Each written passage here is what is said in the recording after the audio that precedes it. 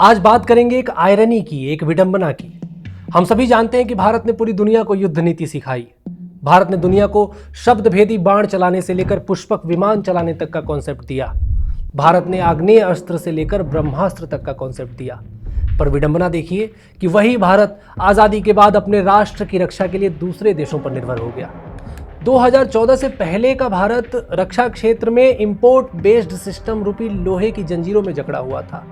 भारत दुनिया का सबसे बड़ा डिफेंस इंपोर्टर था। हर संकट के समय भारत को विदेशी सप्लायर्स पर निर्भर रहना पड़ता था। इस इंपोर्ट डिपेंडेंसी के पीछे वैसे तो कई कारण थे।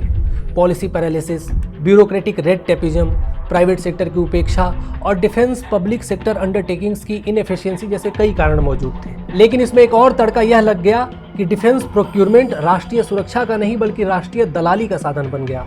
बोफोर्स, अगस्ता वेस्टलैंड और टाटा ट्रक जैसे घोटालों ने रक्षा मंत्रालय को कमीशन खोरी का अड्डा बना दिया था। इन घोटालों से पैसों की बर्बादी तो होती ही थी, साथ ही साथ भारत की वैश्विक छवि को भी चोट पहुंचती थी।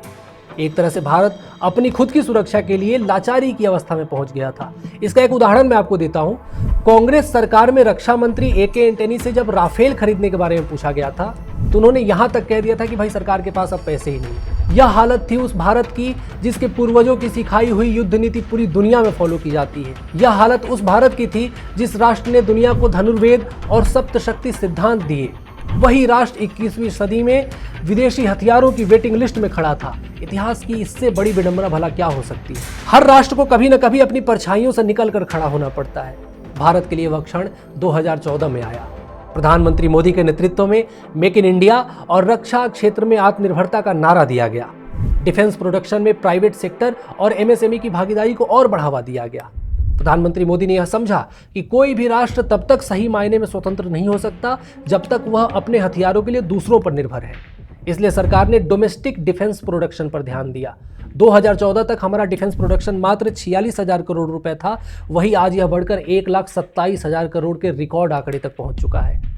हम डिफेंस प्रोडक्शन बढ़ाकर अपनी आत्मनिर्भरता को तो बढ़ा ही रहे हैं, साथ ही साथ हम दूसरे देशों को भारत में बने हथियार भी बेच रहे हैं। इसका एक उदाहरण यह है कि 2013-14 में जहां भारत का डिफेंस एक्सपोर्ट 600 करोड़ के आसपास था, वही 2024-25 में यह रिकॉर्ड 23,000 करोड़ के आंकड़े को भी पार कर चुका है।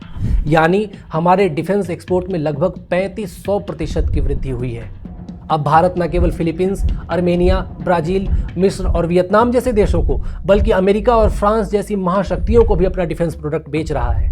ब्रह्मोस, तेजस, पिनाक, आकाश और ध्रुव जैसे स्वदेशी प्लेटफॉर्म भारत से निकलकर पूरी दुनिया में जा रहे हैं।